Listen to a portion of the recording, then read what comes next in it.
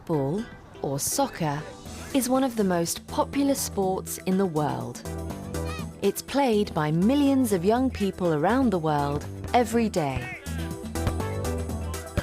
At the professional level, it's an international game. Talented young players often leave their home countries to train at the youth academies of famous football clubs around the world.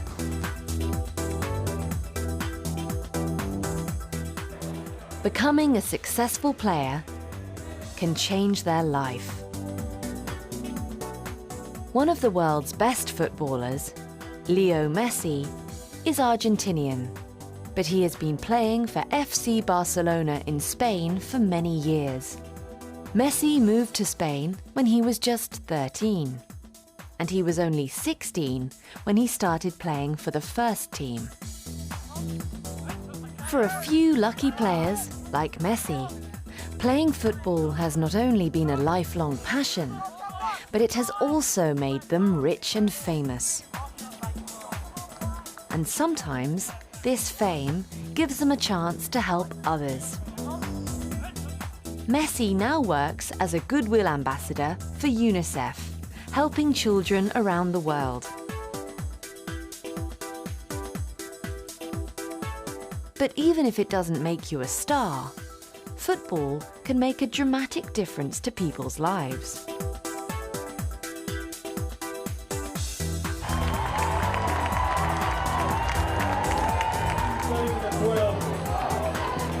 Once a year, over 60 teams from around the world meet to play in a very unusual football tournament, the Homeless World Cup. A week of football here, the Homeless World Cup, and it is going to be a sensational climax. The referee today is Harry Whelan. Uno, due, tre,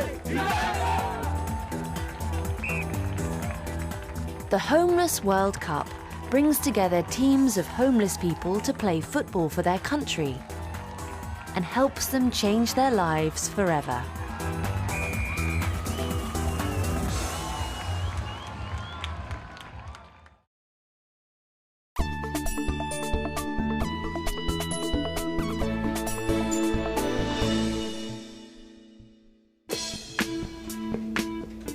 Mel Young is the co-founder and president of the Homeless World Cup.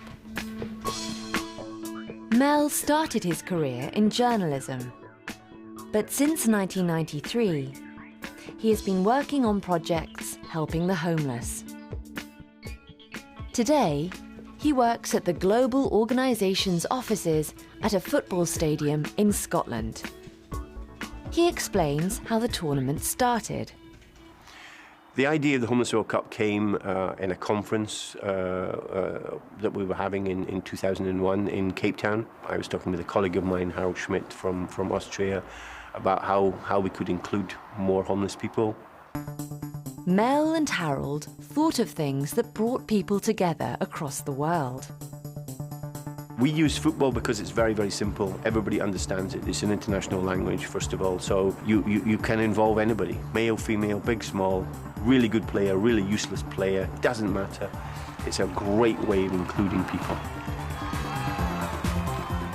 Teams in the Homeless World Cup don't play matches in a football stadium. They play a kind of football called street soccer. Street soccer is just a simple form of football, which is usually played in the street. I mean, football is just this wonderful game you can play anywhere. You can play it on an 11-a-side standard football pitch, but you can also play 2-a-side or 20-a-side, or you can play it indoors or outdoors, and you can mix teams of really good people and not very good people. So street soccer is like that. It's just a space in the street.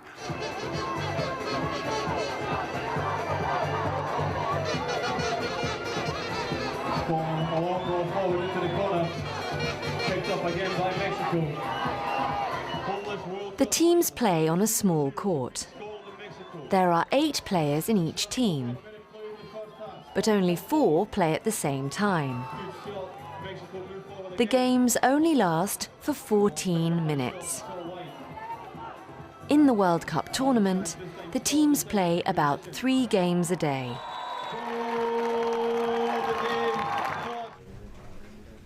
Organising an international football tournament with teams of homeless people isn't simple. It takes a lot of work, and it's a challenge for Mel's team in Scotland and their partners working around the world. As well as organising the tournament, they have to raise money and get passports and tickets for all the players. So it's all year-round work that we're doing to make sure that they come to the event. But the hard work is worth it. The tournament has grown every year, and now there are around 50,000 homeless people from 70 countries training for a place in their national team. The organisation has many famous supporters, and you can even watch the matches on television.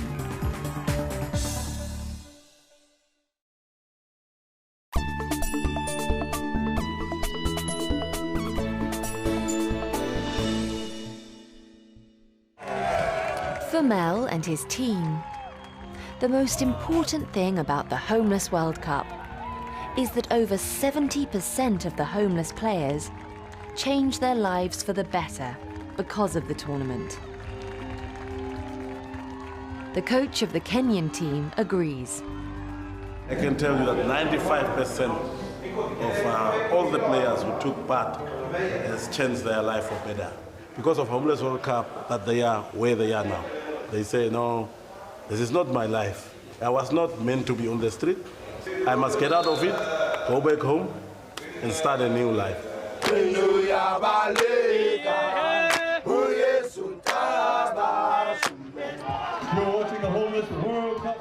Mel believes that the project is so successful because it helps the homeless become part of a team.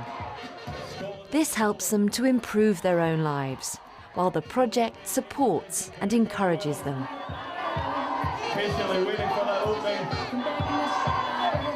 Currently Scotland 1, Mexico 0. I mean, I think my view is that homelessness is you're on your own.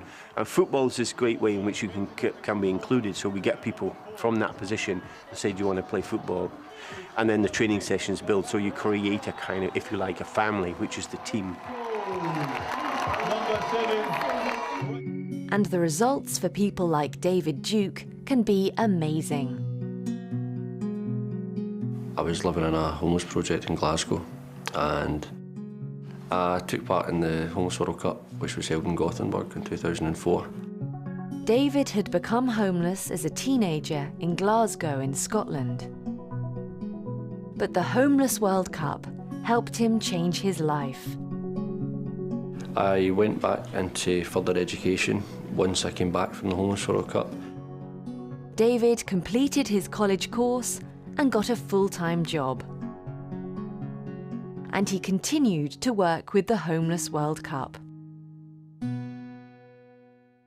My participation in the Homeless World Cup has led to me being a player, an assistant coach, a coach, manager, project manager, and I'm now a global ambassador for Homeless World Cup. Today, David runs Street Soccer, an organisation helping other homeless people in Scotland get involved with football. David is a wonderful example of the success of a project that believes a ball can change the world.